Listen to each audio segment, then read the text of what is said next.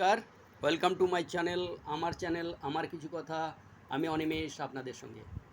আজকে আপনাদের কয়েকটা তালের রেসিপি নিয়ে এসেছি, সেগুলো আপনাদের দেখাচ্ছি।